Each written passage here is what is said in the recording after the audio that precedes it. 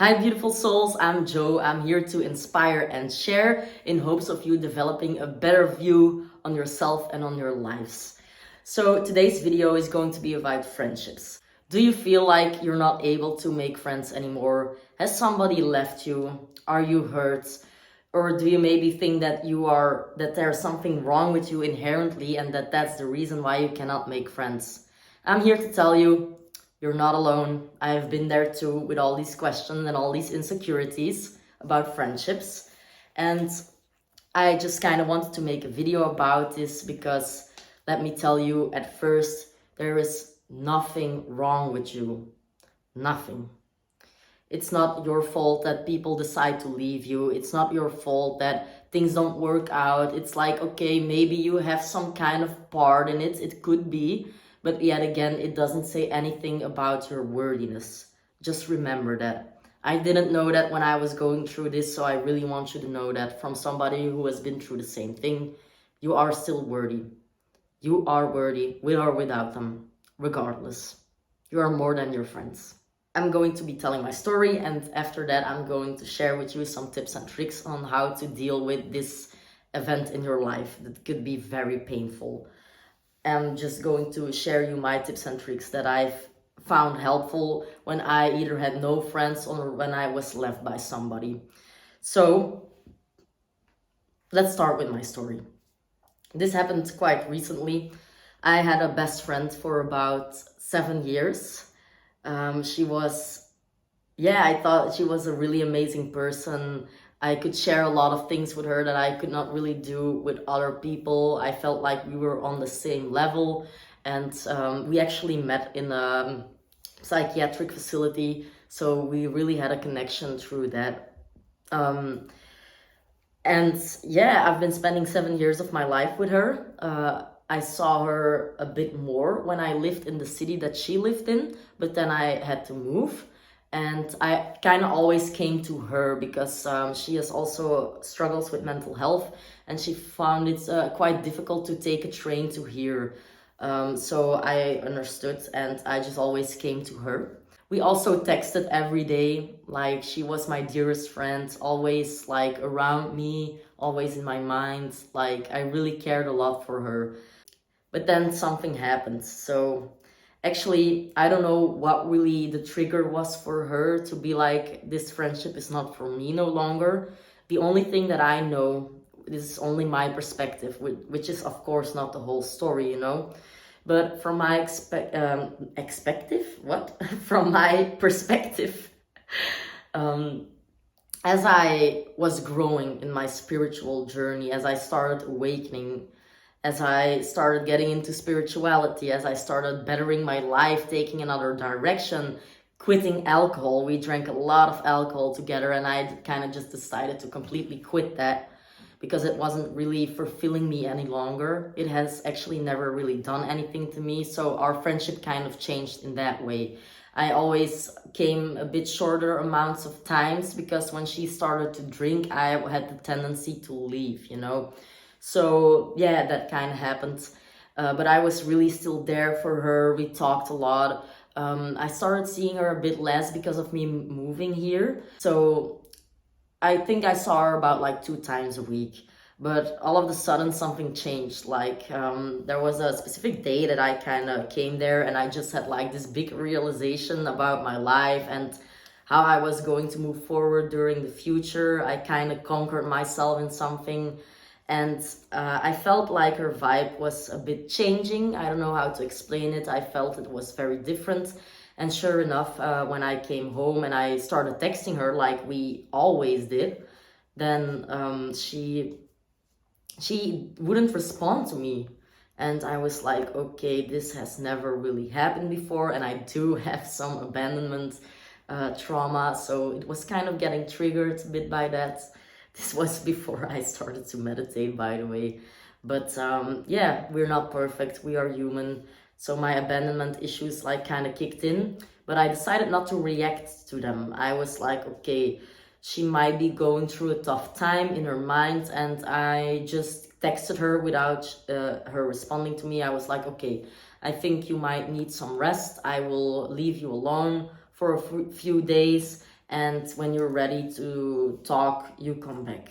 So I kind of let that go. But after like about 4 days of not really hearing anything from her, I was like, okay, I felt like in my gut, like something is up here. Like, I don't know what it is, but I felt the need to reach out to her actually. And I sent her a video and I was kind of crying and I was saying like, oh, I'm really worried about you actually. I feel like there's something wrong. I don't know. Did I do something? Did something happen? I kind of really miss you.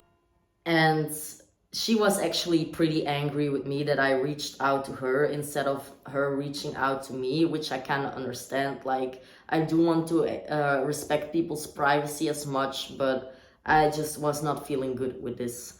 So yeah, she got angry at me and then she just kind of told me all of the things she didn't like about me. She told me I used her to have somebody to talk to. She told me that like the things I was doing in my life didn't resonate with her and she actually is annoyed by it. She told me I did not give her enough time. So as to say, like, she did not receive enough love for me, which I really did not understand because I always came to her and everything. So that really hurt me to the core when she said all of those things. And I was like, immediately, I fell back into unworthiness. I was like, oh, see, even a friend that you've known for 10 years, for 7 years, you have the ability to even lose her. Like, what does that even say about me? And I just kind of fell back into these negative beliefs about myself. And I thought I did something really, really wrong and that I was a disgusting human being. And you know how that goes, how we punish ourselves when things don't go our way. So yeah, I was kind of stuck into my old habits of thinking for a while. But you know what? After a while, I'm like, okay, maybe I should look at this from a different perspective, from the perspective of self-love, because I kind of learned that already in my spiritual journey. So this was, yeah, quite easy to kind of shift into that after a few days. And it turns out that the separation of this friendship, I realized that the separation of this friendship was actually a blessing in disguise. Like it usually always is, you know, like the universe works in very crazy ways. And of course, I didn't really see that at first. So that's why I'm here to give you some tips and tricks on how to kind of take care of yourself during these difficult periods, you know, when you're feeling completely lonely and you think that you are doing a lot of things wrong. So I'm just going to share with you what worked out for me. This is only from my journey. I hope this would be valuable to you as well. The first tip that I have for you is actually being with your pain. I know this is a hard one, but we cannot ignore our pain. It happens and you feel terrible because of it, and try to give yourself permission to cry. If you have to cry, give yourself permission to just not do anything for a whole day. Give yourself just the permission to really process this, because it's a lot. It's a lot. Really try to be with your pain, take responsibility for your pain, give yourself some attention, you know, think about your inner child is actually screaming for your attention right now. Your inner child just really wants to be heard. And you do that through really being with your pain in a compassionate way. I know this can be difficult for people who do not really love themselves yet, and if you want to, I can make a whole entire other video about that. You can always put it in the comments down below if you want me to make a video about self-love and my journey with self-love. But really be with your pain. Try to be as compassionate as possible. Soothe yourself, maybe. Like, maybe you feel comfortable underneath a blanket, or maybe you have like a doll that you really like. I don't know, it could be anything. Try to really take it easy and be kind to yourself while feeling this pain. Don't try to repress it. You owe it to yourself to listen and tune into yourself, even if it's painful.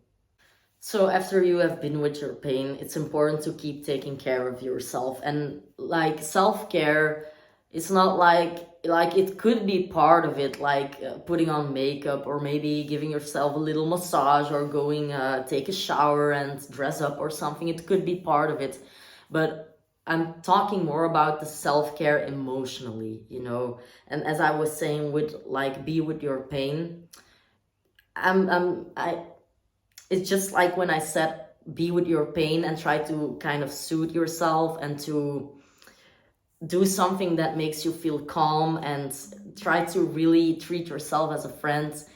This is kind of self-care to me.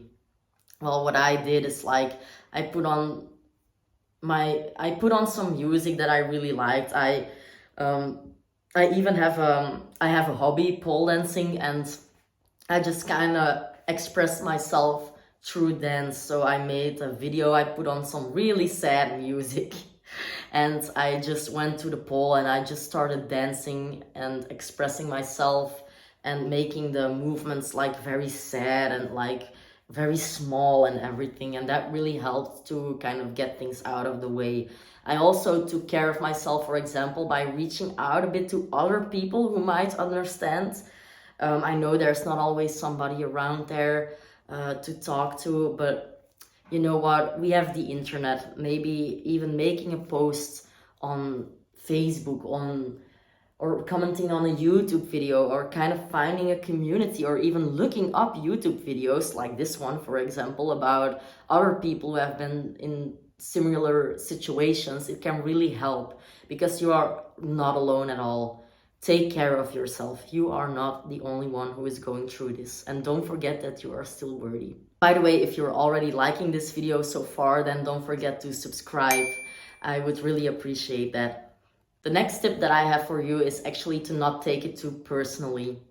This was the blessing that I learned actually from that friendship falling apart, is that I realized, because after a while I started reflecting on what she said, and I was like, well, do I agree with the feedback that she gave me, or do I not agree? Like, I took a really good look at myself. I tried to be as honest as possible with myself in a quiet place, and I was like, actually, no, I don't find what she says to be true at all. So then I realized, okay, this might not be only my fault, only my problem. I started to see the other side of things. I was like, well, I don't know, like maybe she is going through something in which she doesn't really find value in me anymore, and that has nothing to do with me. It just means that she needs somebody else at this moment. Maybe she couldn't relate to me no longer. Maybe I did my mission that I had to do with her, and we just had a great time, and it's time to move on, because humans are free beings, you know? And sometimes friendships end, and I think this is just a pattern that will happen forever and forever, and you cannot take it personally, because if you do that, you will be so mean to yourself. And that's not what we're here to do, you know? It's not worth it. It's not because somebody left you that it's your fault, you know? It's a dynamic. You're in a relationship, in a friendship with two people at the same time, and people share with you what they want to share with you, but you don't really know what's going on the inside. Apparently not even in a friendship of like 7 years. So don't take it personally. This is not only your part, really not. Even though they can make it sound like it is, it's not. There is two sides of the story. Trust your intuition in this, I would say. Just if you reflect and you don't agree with what they say, then you don't have to agree with what they say. You really don't. And that's freeing. It's freeing to realize that you're not the only one in this friendship. So the tips that will follow next are more tips of like in regards to like the future. And this might take a while for some people to do, but this is really where you start your healing. This is really you transforming into a new version of yourself. This is you kind of going to the blessing instead of the curse that you might perceive this as.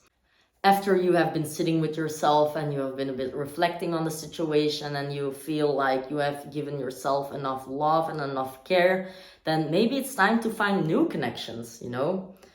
What things do you like? What do you value in friendships? Where would you find people that might interest you? To me, it was going and doing a challenge by Doughty about, it was called the Emotional Freedom Challenge. I will link his challenge. I will link his channel down below. And I found some connections through there, like just on the internet, but that's also okay with me. They don't really have to be close to me for me to really feel that friendship and to be able to be heard. There is videos you can use and everything. So even if it's somebody who lives very far away, it doesn't really matter, to me at least. And just try to see where you would find people who are kind of maybe living the same lifestyle or into the same things as you. For example, I forgot about a lot of friends that I actually kind of had, but had always kind of abandoned because I was focused so much on the friendship that I had. Because actually, that's also part of why this friendship, why I'm actually happy it ended, because I was people pleasing a lot. I learned a lot about people pleasing after this. I learned that I don't have to lower myself to be on somebody's level anymore, you know? Like, I want to evolve with somebody, and actually I couldn't do that with that last friend of 7 years. So this kind of made me force myself to actually find people who are kind of into the same things as me, who I could relate to better. And now I've even found people who I'm actually able to relate to better. So this wasn't a bad thing at all. It's just you only lose things that are not meant for you in the end. Like every being, I really believe that every being in your life comes into your life for a reason. They are there to teach you something. Even if they leave you, there's still a very valuable lesson, and you should maybe be thankful for that. But of course, if this just happens, it's hard to see that. So don't mind this if you're not there yet. And of course, the next step that is very difficult for some people, but to me it was kind of necessary, is forgiveness. I could be angry at her, you know, I could be like, oh my God, you wasted my time, like, oh God, you see, like, I do everything for everyone and then I get nothing in return back, like, this world sucks. And, you know, it's just, it consumes your mind, you know. Anger consumes your mind, and it's okay to be angry at the first time, and it's okay to process that anger. Like what I said, it's like, be present with your pain. That's why that step is important, because how can you let something go which you have always repressed, you know? And I found like a certain kind of meditation very helpful. It's actually more of a mantra kind of prayer. It's called and I'm going to say this so wrong, Ho'oponopono meditation. I will link down below a video that you can watch to do that. And it's actually just a repeating of, I'm sorry, please forgive me, thank you, I love you. And these words are like kind of high vibrational words, and I've actually managed to even forgive my father for not really being there at all in my childhood. I kind of managed to heal the generations that were there before me, and I just kind of realized this is nobody's fault. Nothing, like, everybody's on their own journey, you know, and I don't know, I don't want to live with resentment in my heart. It's a personal choice, but I'm the kind of person who really wants to let go and move on to the next level. And I don't blame her for leaving me. I think this is also something that had to happen for her. I hope she's really doing good and doing well. And I'm just happy for the time that I had with her, because whatever happened at the end, even though it was terrible to me and painful, I know that those 7 years that we had together, we did do something for each other, you know. We were there for each other until it changed. And that's fine, because everything changes in this life, everything. So I decided to forgive and let go. And I actually feel more free than ever before. So that were kind of all of my tips. So before I stop the video, I just really want to repeat again all these tips. Like, I don't care if you're like if you're not ready to forgive, I don't even care if you never want to forgive. I just kind of want to give you the information that you are still worthy, because we can forget that. And we forget that fast. So it doesn't matter how many friends you have. It doesn't matter if you have a whole group of friends. It doesn't really matter where you are in your life. It doesn't matter if you have no friends. Just know that the best relationship you can have is with yourself. It's really kind of like a mantra that I keep to myself and I keep believing in. And as you see, like, you know what? If this friendship didn't end, I would not have even started my YouTube channel. So there will be a blessing at some point, and it doesn't matter if you don't see it yet, but there will be, and I promise you that you will be fine. You still have yourself, so just make sure you've got your own back. Thank you for watching this video.